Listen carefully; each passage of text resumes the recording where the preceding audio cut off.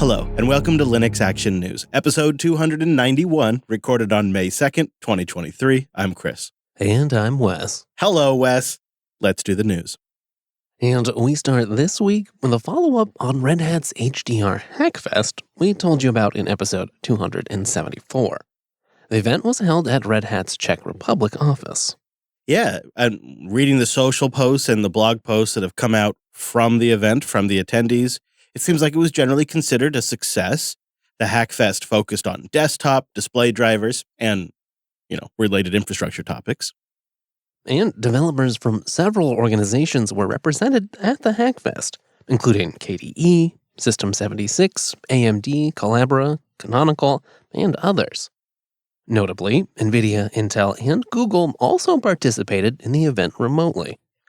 Yeah, that's nice. And I don't really think anyone should expect some new package to be coming out of this. In fact, I don't really think producing any code was the focus, but more like producing consensus around topics such as mixing SDR and HDR content on the Linux desktop, areas where power optimization might need to be applied, how to handle things like variable rate refresh rates, and of course, and thankfully, long-term plans for developing a vendor-neutral API.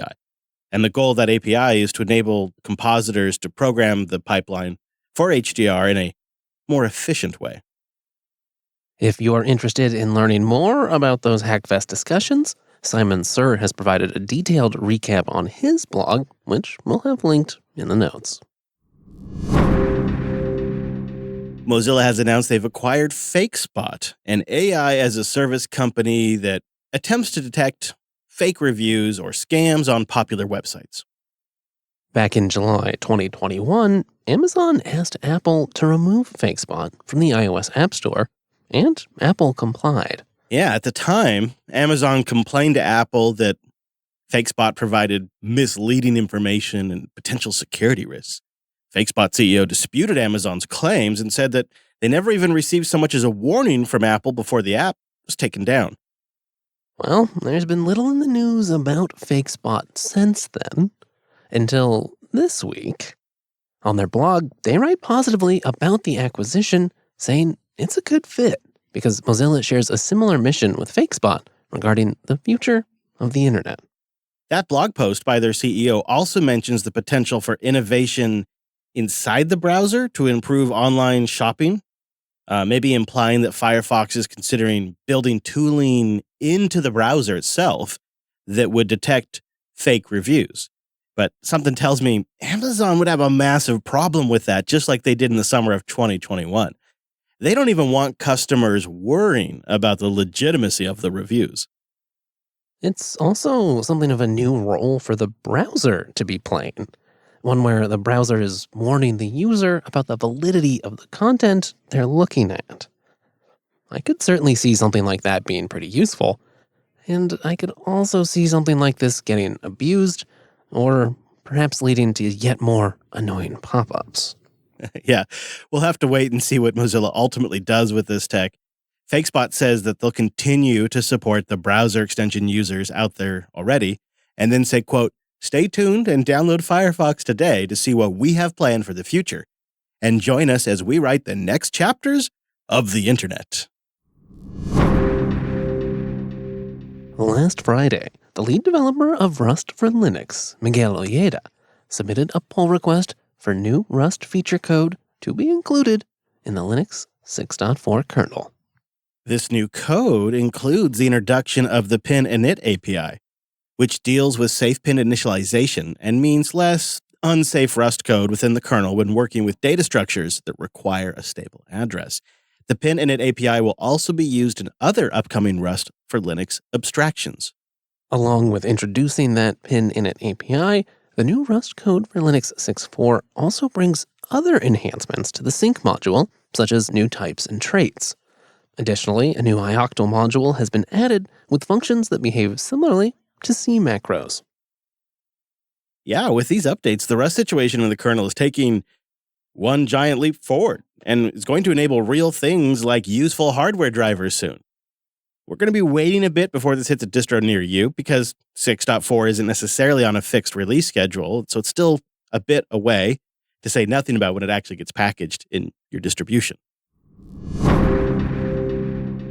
And speaking of that Rust infrastructure code, Asahi Lina on Twitter has shared that their contributions to Rust for Linux 6.4 have been successfully merged upstream.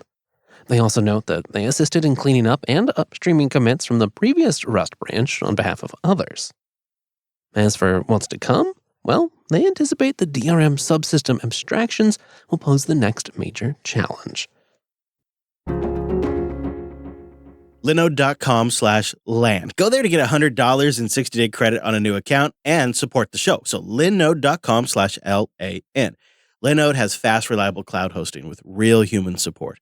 30 to 50% cheaper than the hyperscalers with their weird esoteric platforms. And now they've got the resources and power of Akamai and great features that you know we love, like S3 compatible object storage, cloud firewalls, easy to understand backups, and more data centers than you can stick a VPS at. So go check it out. Linode.com/LAN. Go deploy something with one click or build it from scratch. We use it. You're going to love it. So go get that $100 and try it for yourself. Linode.com/LAN. And thanks to Collide. Collide.com/LAN. Collide can help Okta users achieve 100% fleet compliance. If a device isn't compliant, the user can't log in to your cloud applications until they fix the problem. The moment Collide's agent detects a problem, it alerts the user and gives them instructions to fix it. If they don't fix the problem within a set time, they're blocked. It's that simple. Collide's solution ensures device compliance as part of authentication, which reduces support tickets and IT frustration while ensuring 100% compliance. Learn more or book a demo at collide.com/LAN. Our last story is a bit of a cautionary tale that, if continued, would be a very concerning trend. The Indian government has blocked 14 messenger mobile apps that they claim were used by terrorists in Pakistan. That list of 14 apps includes Element Chat and other privacy and security-focused free and open-source applications. According to the Indian government, these applications are being used by foreign bad actors for communication. I think it's kind of hard to understand why they're taking tools away from law-abiding citizens of India for terrorists in Pakistan. Obviously, states act in mysterious ways, and they can't always disclose everything. But last year, the Indian government attempted to ban VLC for a while. It's only after a long, costly legal battle, and tens of thousands of users downloaded bogus versions of VLC that the government finally reversed the ban last November. And now they're only doubling down on that strategy. The local law gives the Ministry of Electronics and Information Technology the authority to issue an order under Section 69A of the Information Technology Act, blocking access to the 14 mobile apps on the grounds that they were being used to engage in activities, quote, prejudicial to sovereignty and integrity of India, defense of India, security of state, and public order. This kind of has some echoes of the Restrict Act and the Stop CSAM Act that are both working their way through the U.S. Congress right now. And, it's concerning because free software won't always have resources. In fact, I'd say in most cases, it will not have the resources and simply will not be able to put up a fight or really any kind of representation. And I think history has shown us that these actions result in user confusion at best. It's pretty hard these days for average users to find a reliable, safe, and secure messaging application. Most of them are owned by platform creators, and really, they're nothing but traps. It also needs to be clear how rules like these impact the local developers working on these projects. Indeed, this is a concerning trend that is not our friend. But you know us, we'll keep an eye on it here at Linux Action News and everything else going on in the world of Linux and open source. So go to linuxactionnews.com/subscribe for all the ways to get new episodes. And linuxactionnews.com/contact for ways to keep in touch. If we missed a story that you wanted to hear, well, you could always boost it and let us know. Go get a new podcast app at newpodcastapps.com. and let us know what you'd like to hear us cover. And we'll be back next week with our take on the latest Linux and open source news. Thanks for joining us. And that's all the news for this week.